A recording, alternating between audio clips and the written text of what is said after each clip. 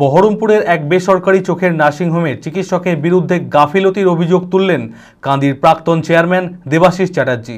চোখের ইনফেকশন হওয়ায় দেবাশিস চ্যাটার্জির স্ত্রীকে ওই নার্সিংহোমে নিয়ে আসা হলে এক চিকিৎসক নার্সিংহোমে ভর্তির জন্য বলেন।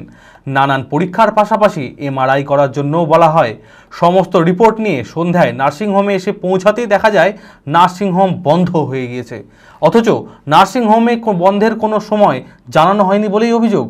এরপরেই চিকিৎসকের গাফিলতির অভিযোগে নার্সিংহোমের বাইরে ক্ষোভ প্রকাশ করেন দেবাশিস বাবু।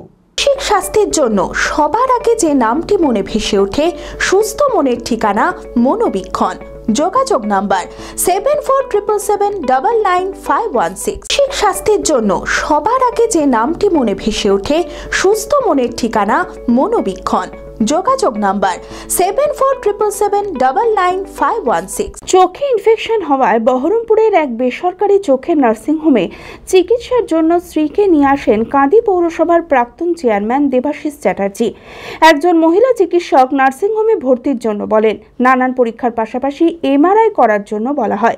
সমস্ত রিপোর্ট নিয়ে সন্ধ্যায় নার্সিংহোমে এসে পৌঁছাতেই দেখা যায় নার্সিংহোম বন্ধ হয়ে গিয়েছে, অথচ নার্সিংহোম বন্ধের কোনো সময় জানানো হয়নি বলে অভিযোগ। এরপরেই চিকিৎসার গাফিলতির অভিযোগে নার্সিংহোমের বাইরে ক্ষোভ প্রকাশ করেন দেবাশিস বাবু।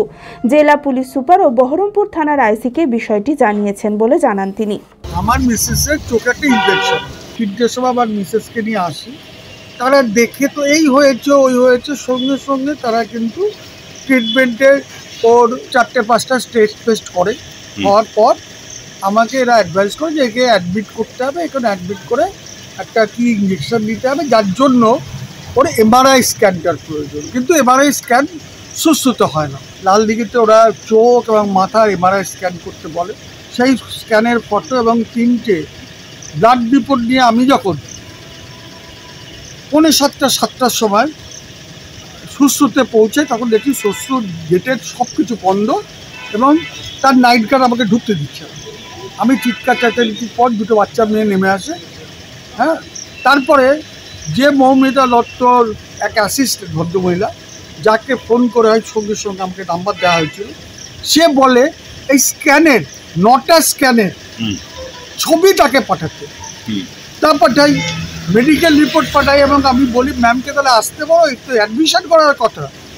বলে আপনি অ্যাডমিশন করে দিন, ম্যাম দেখে নেন। After repeated request, nobody comes, nobody responds. After that, I make a telephone to the SP Murshidabad district এবং এসপি সাহেব আমাকে বলে যে আপনি বহরমপুর থানায় গিয়ে বলুন।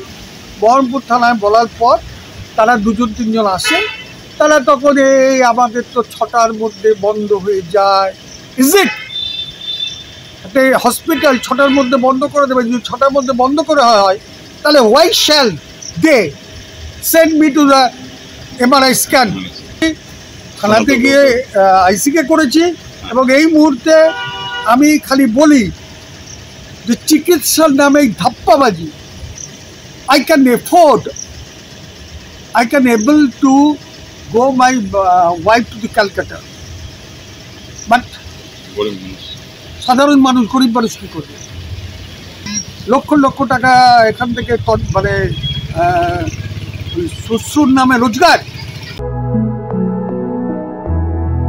গত 2 বছরের সাফল্যের পর তৃতীয় বছরে পথ চলা জেড একাডেমির 2025-26 শিক্ষাবর্ষে ভর্তি চলিতেছে।